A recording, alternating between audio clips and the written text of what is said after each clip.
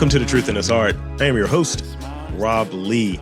And today I have the privilege of being in conversation, the first podcast you've been on, being in conversation with a South Florida-based artist, a freestyle photographer. Please welcome James Knill. Welcome to the podcast. Hey, thanks. Thanks for having me. Thanks for coming on. As I try to get my tentacles and my claws into this kind of Florida scene, the weather's better down there. It's good to be able to connect with some folks that are doing interesting work. And before we get too deep into the podcast, into the conversation, I would like to ask you to share a little bit about your story. What's the James story? And ultimately, what was your first art experience? My first art experience was, I guess, maybe in the 80s. I used to be really into skateboarding, like street skateboarding. And, I was young back then, before the teen era. I was real inspired by like the old school kind of Powell Peralta, the graphics, like the skeleton ripping out of the whatever it's called, the skeleton ripper, like the Tony Hawk, the skull with the iron cross. And so I would just draw stuff like that and make up my own kind of things. And I was also really into comic books, particularly Marvel. So it's cool now to see all the movies out. I mean, I think that's like perfect timing for me. But so I would be like so inspired. I would see pictures, different characters, and I'm just like, that is amazing. And I would draw the different things that inspired me. And I would even make up my own comic book characters, and I would even make my own comic books. And that's kind of the very beginning. I think as I started to get older, I kept skateboarding. I really got into like magazines like Thrasher, Trans World, and that's where I really saw like the power of photography. Sure. Because it's all just image based. And then I slowly transitioned into surfing, and the surfing magazines were really where it showed me like just some insane photography. Because I mean, back in like the 90s, these guys are just and women are just out exploring, going to these crazy remote locations and just getting the most insane photos with like nature and whatever, the sky, the clouds, and I mean, just amazing. And that's really, and then also being a surfer, I would go out and, I'd have my own experiences. And so I would surf here in Florida, and I would tell people, hey, I went surfing. The waves were amazing. And they're like, what, are you crazy? There's no waves in Florida. And so I had a camera and I started photographing them, and people were like, oh my gosh, there really are waves in Florida. And I kind of just kept going from there. And so that's kind of like the beginning. I would actually say, like, I remember one time I saw a Salvador Dali painting, this one with like the elephants reflecting, or swans reflecting into elephants or something. And it just really blew my mind. And that's where I saw where like fine art, like master style art could really kind of change like the consciousness of like a person. And so I would say that's kind of the beginning. I started working in art galleries when I was younger. Those were like my first jobs. And that's kind of how I started to learn the art industry. And that's where it goes today. And I'm just kind of evolved from that moment I described to you.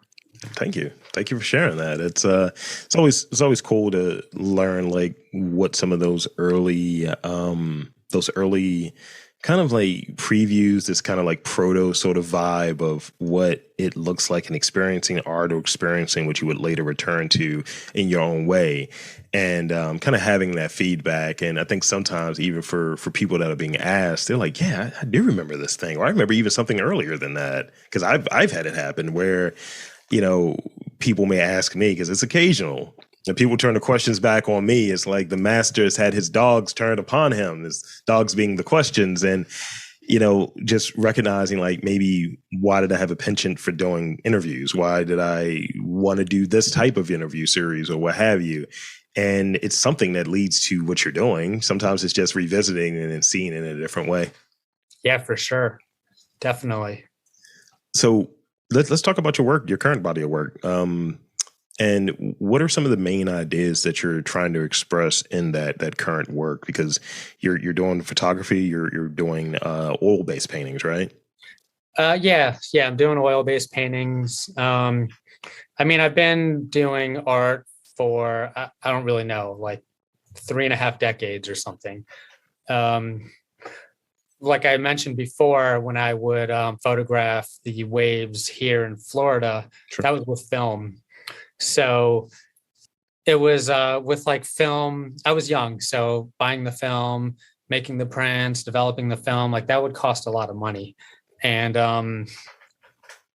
so I kind of started to, and I also like to photograph nature and landscape. Mhm. So I would also photograph that. And, kind of got to the point where it's like, I could spend all the money that I had doing that because, I grew up like a whatever regular person. Like I started working when I was 13 because I had to kind of sustain myself. So then I just kind of started painting because it kind of helped to offset like the cost of doing photography. So Okay. I would paint like images that I would want to photograph, which would be like maybe out in the Florida Everglades with like the moon or something and like birds, like just very wild. And so as I kept painting like that, then I kind of started morphing like the styles because I would paint really loose and it kind of turned into like abstract. Um, and I really enjoy painting abstract. For me, it's very emotional. I really feel like I'm at like the core essence of my own creativity Mhm. because I'm just making what I want to make. Whereas when I'm photographing, I'm kind of observing the other creator, the creator of our world. Yeah. Um, so I forgot what the question was, but um, No, sorry, no, that was good. So, what are you what are you expressing? What do you aim to express? And I think you were touching on it there. So, what are you're aiming to express in your current work? And I think you covered a piece of it, but if you haven't, that's kind of where the question was going. yeah, I think like in my current work, like right now where I've Mhm. gotten to, um, and I'm able to, because now I have the resources, I would really like to go like really deep into nature. Um, I like to use Google Earth and kind of, or Google Maps and kind of just explore.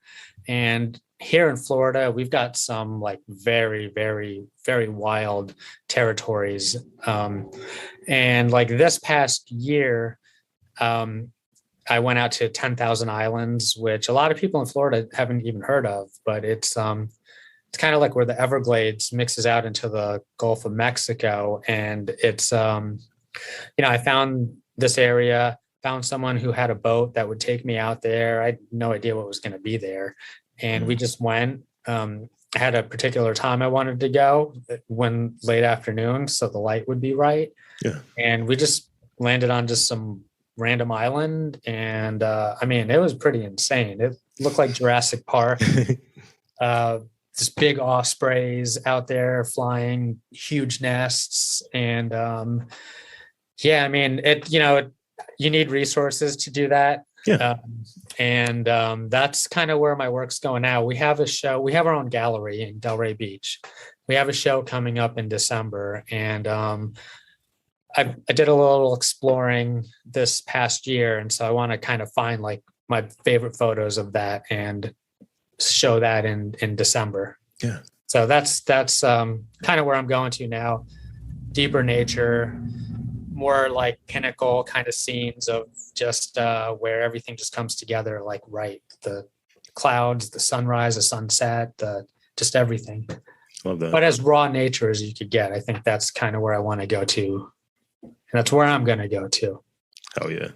So, as an artist, when did you know like who you were, and I know that's kind of like a almost nebulous new agey sort of question, but when did you know like who you were? When were you able to affix the term artist, affix the title artist, photographer, and so on to who you are as a person? And what sort of work were you doing before you really made that discovery in like, and I'll use this as an example.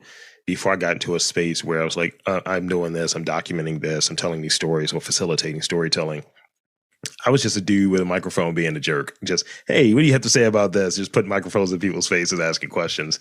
And that was a more refined sort of approach to it. And at that time when I was doing that, I really didn't know what I was doing. I just wanted to capture those moments.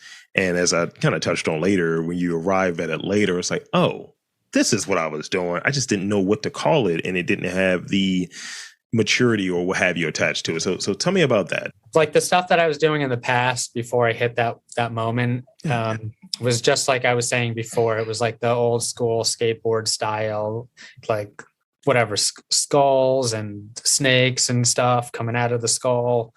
And also mixed with like comic book kinds of themes and like these sci-fi scenes that I would just draw like big with like spaceships and stuff. And that was when I was really young. Mm-hmm. But I would say maybe when I was a junior or a senior in high school, I took a trip to Portugal and somebody lent me a camera. I went to the Algarve region in Portugal, which is like the southern, like very rugged on the coast. I had no idea how to operate a camera. Just I clicked and clicked. I didn't know any of the technical things like ISO, f-stop, shutter speed. Sure. So I was really absorbed into like what I was seeing. I was very mesmerized because it was very, very powerful scenes that I was looking at. Just the massive cliffs, the really rough ocean. I mean, it was gorgeous. And I would just go all the time and just obsessively photograph until I ran out of film. And when I came home and developed all the photos, like a lot of people were really amazed at what they look like. And then my dad had bought me a $200 Maxim Minolta film camera. It's like a small little SLR Minolta. Minolta's not even around anymore. They're Sony though. But that's kind of where I knew right there. That's where I'm like, yeah, I love this. And I got a camera and I'm just going to, whatever happens. And just kind of kept going from there. I like when we can trick ourselves. I think when we're doing something creative, sometimes you have to set in parameters or constraints or what have you to make the work feel interesting because, like as you were touching on earlier, before we got started, like doing a lot of interviews, for instance, on my end of this whole thing, you don't want to ask the same question. So you might like, all right, let me ask this question, or maybe I'll go into this in a different way. And sometimes the interviews may feel like play, like I'm just having a conversation with a buddy. And it's like, it will come through to the listener like, do you know this person already? It's like, no, I don't. So tell me about those instances where when you're working, whether it's photography, whether it's painting, whether it's even working in the gallery, because there's something creative there as well. When do you make work feel like it's play? I mean, I think like it's kind of always play at this point. Yeah. That's kind of my goal. That's how I want to kind of envision what I'm doing. Having my own gallery is really great because I can do things the way I want to do them. Yeah. And when I'm doing photography and I'm just out in the zone, and I mean, I'm really in the zone and it feels so good. And that's when I know, that's my kind of purpose or my calling. And my goal is just to blend work and play, and whatever it is, that's what I want to do. So I kind of think it's always play until the point where I'm like, okay, wait, I got a lot of stuff going on. And somehow I got to start like, putting the foot on the gas and getting stuff done. But that kind of happens when we do shows and things like that. And it's always worth doing it.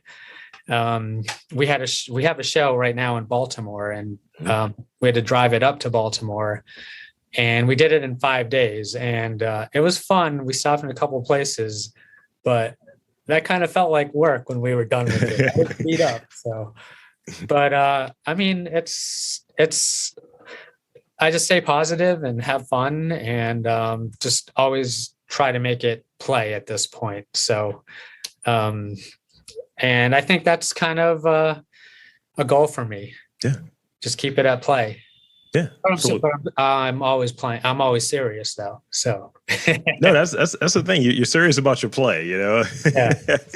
So let's talk about the process a little bit, and that they have this question has some other bullet points with it, but let's talk about your process. Let's talk about the painting process.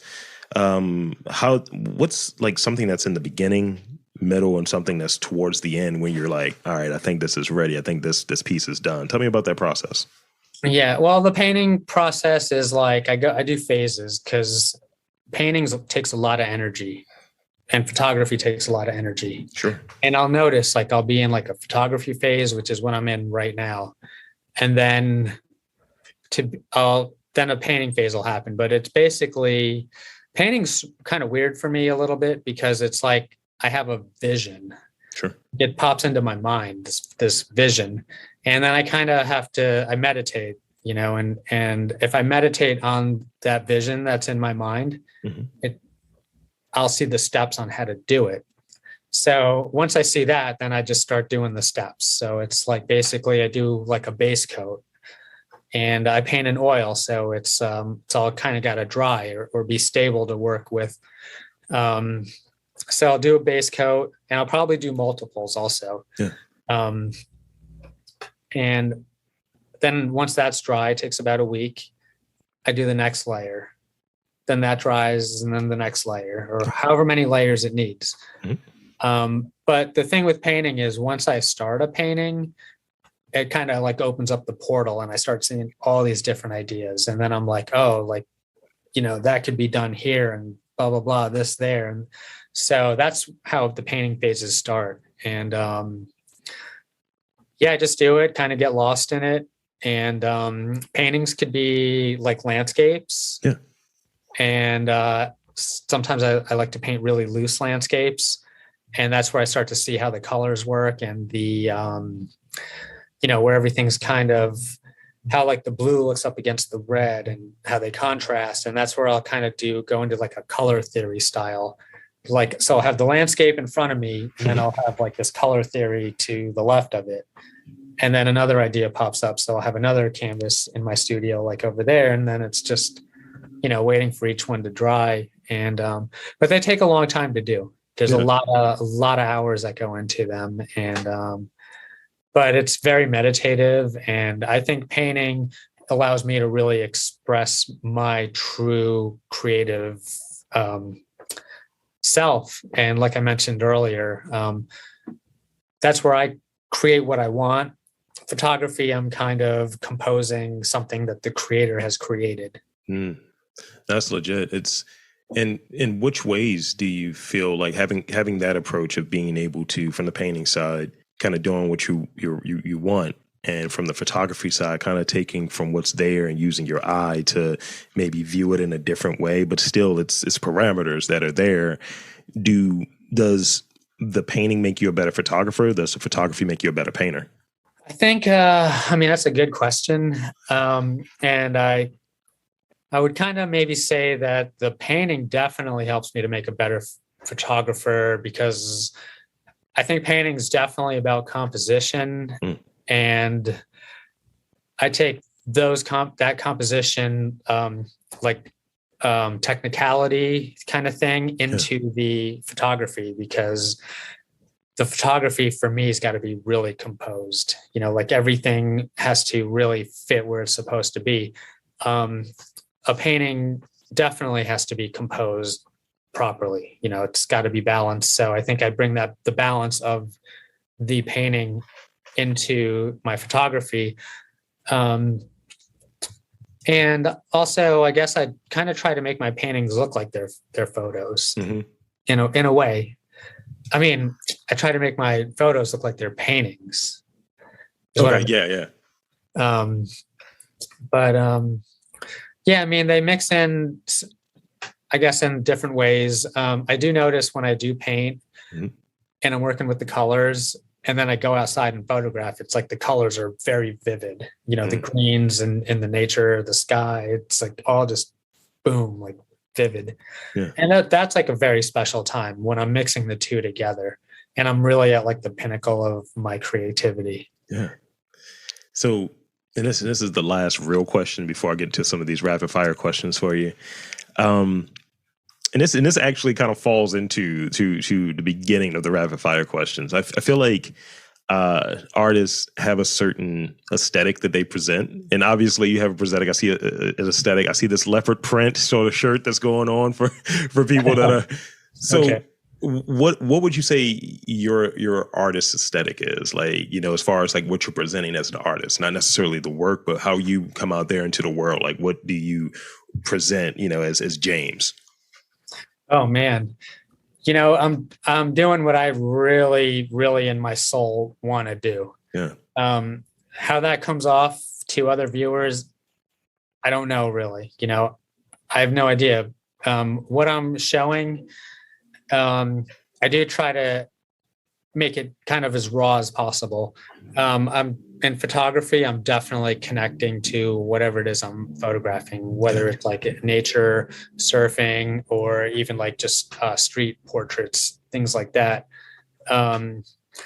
So I'm really trying to just capture like the essence of just raw reality. That could be totally biased because obviously that's my lens that I'm kind of expressing. But I'm not worried.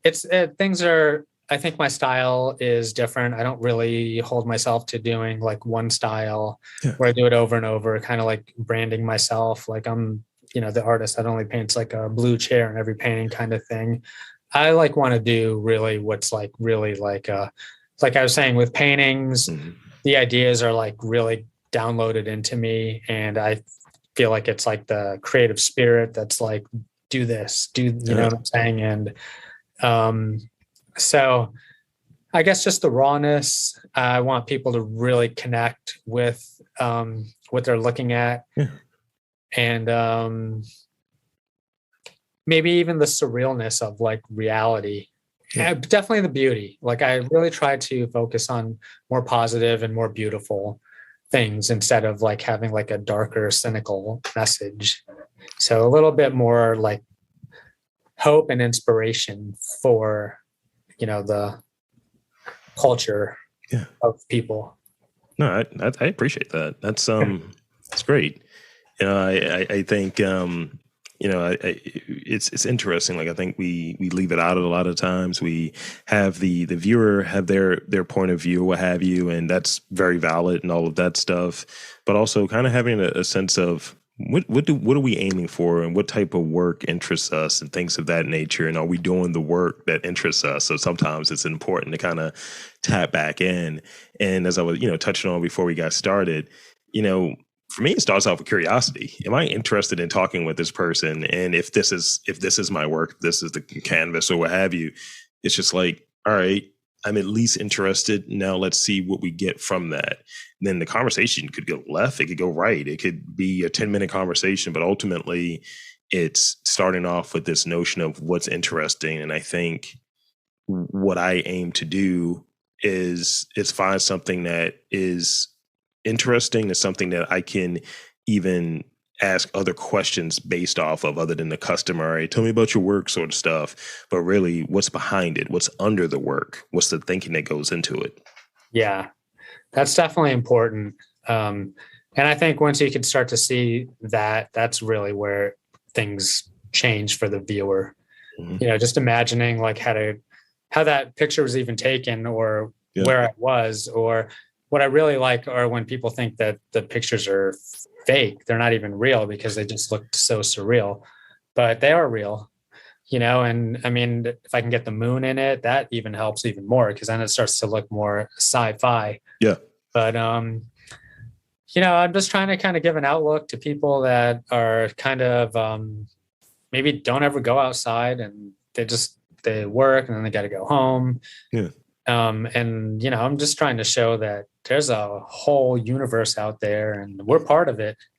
And go there and you'll see you'll see whatever, you'll see God, or you know what I'm saying? Like it's things that we take advantage, and sometimes we just take advantage of, and we'll take for granted, and we just look at it as, oh, this is just ordinary, what have you. It's like the moon is right there, and it is the brightest it's ever been.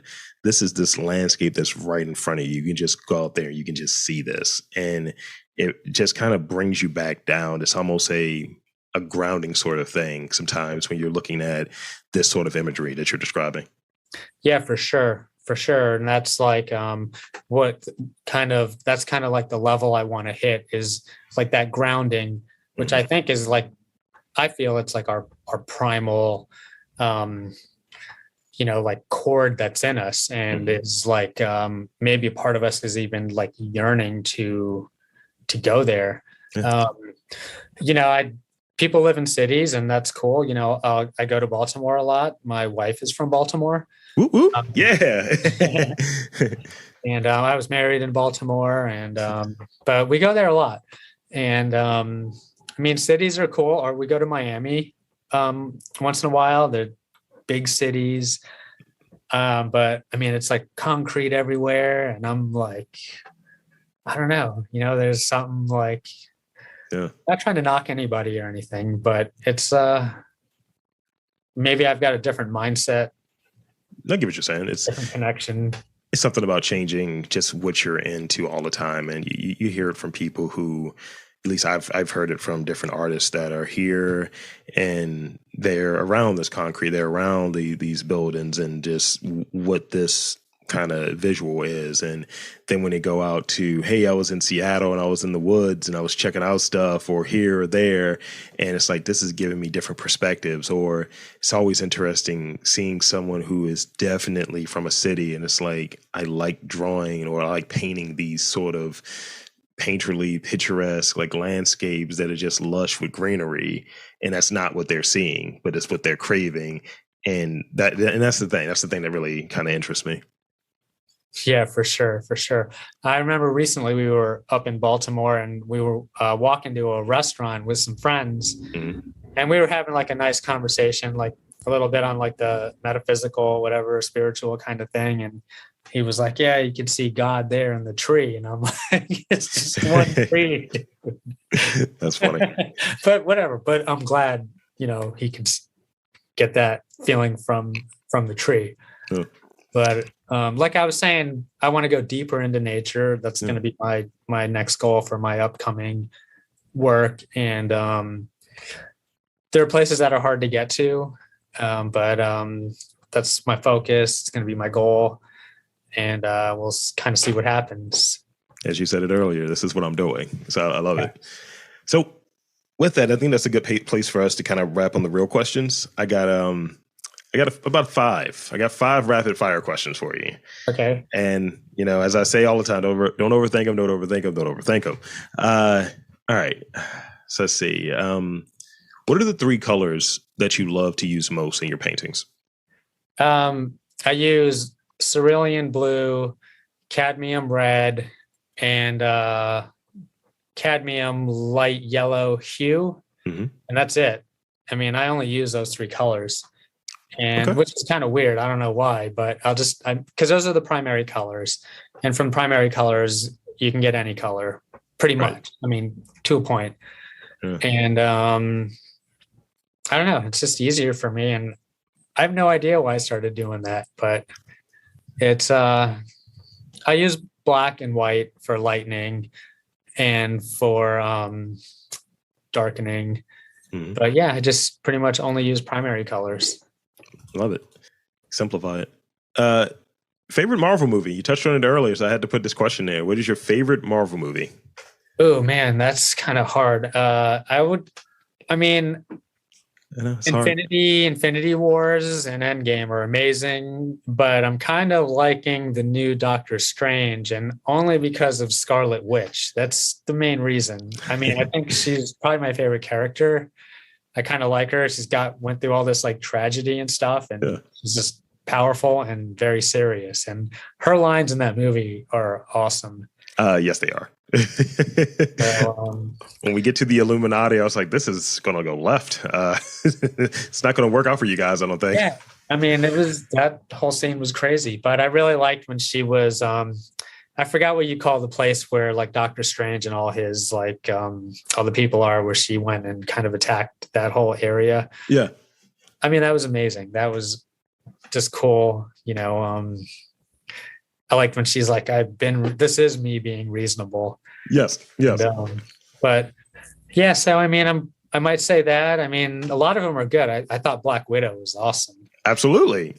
I think some of them don't get the amount of love that they should. And you're the first person that's thrown out Scarlet Witch. So shout out to you on that, because I think it was a interesting take, and it's been a interesting probably about year for that character between WandaVision and Multiverse of Madness. So yeah, it's good.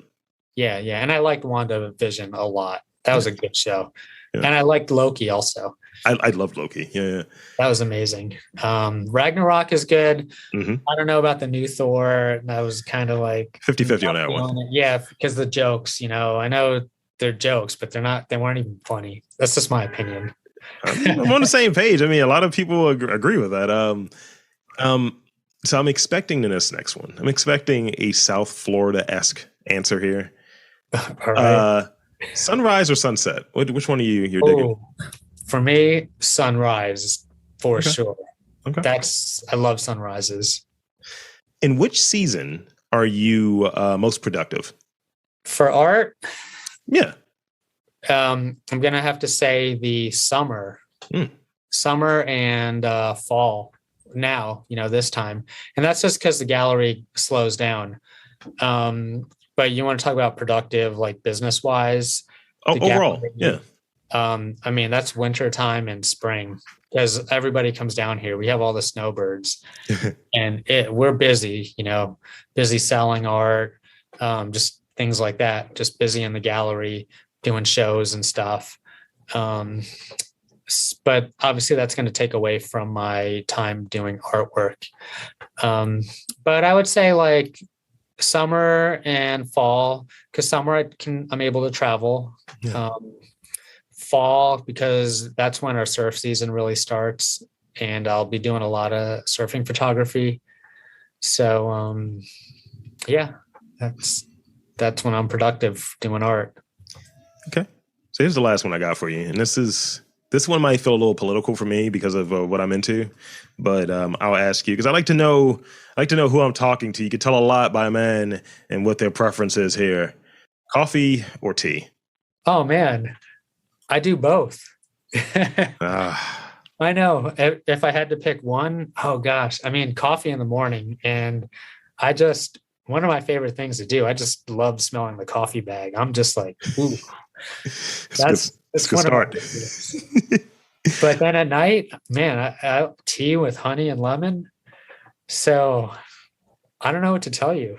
No, I mean, that's a good answer. I mean, I enjoy, and sometimes you got to balance it out if you haven't eaten enough. Like I drink very strong coffee. Usually, let me get a red eye. Let me get this. Let me get a cold brew. And it's a lot of caffeine in there, and it's almost concentrated in some regards. So it's like trying to balance that out. And, definitely the green tea in the afternoon, or especially in the winter times when it's like you get a little sinus or something like that, the tea use increases because you can't just drink caffeine of that degree all day. Right. Yeah. I mean, if you're going to put it like that, if I had to pick one or the other for the rest of my life, I'd probably end up picking tea. And that's just because I wouldn't want like caffeine like all the time. Yeah. So I do coffee in the morning, Yeah. But after like 11, no coffee. Okay. But I like teas because you can kind of mess around with different herbs. And I guess it's, I don't know, a little bit more, I don't know if adventurous is the right word, but could explore a little bit more with teas. I dig it. Yeah, it's almost kind of like describing photography and painting a little bit the way you described it earlier. It's like, this is kind of here. Not really much I can do with it as far as the coffee goes, but tea, I can do my own thing with it. Yeah, totally. So with that, I think that's where we'll wrap. And I want to thank you for coming onto this podcast and indulging me and chopping it up with me. And two, I want to invite and encourage you to tell the fine folks where to check out you, the gallery, social media, all of that good stuff. The floor is yours. Oh, thank you. I have a website, www.jamesknill.com. We have the gallery website, AmandaJamesGallery.com.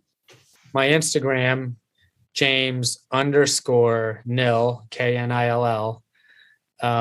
And I do have an exhibit in Baltimore right now at Gallery Blue Door, and it's an entire body of work that I did in Havana, Cuba.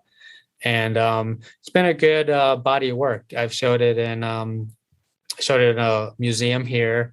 Showed it a few times, and people are really interested in it because I guess a lot of people don't go to Cuba and don't know what it looks like. And so that'll be there. It's Gallery Blue Door and Park Avenue and Mount Vernon, and that'll be up until October 8th. And October 8th, we'll be doing a closing party there from 2 to 6. So I'll be there, and it'd be cool if you want to come check it out and, bring some people. And so Absolutely. That's where you can catch me. So there you have it, folks. I want to again thank James Knill for coming on to the podcast. And I'm Rob Lee saying that there's art even between Baltimore and Florida. You just got to look for it.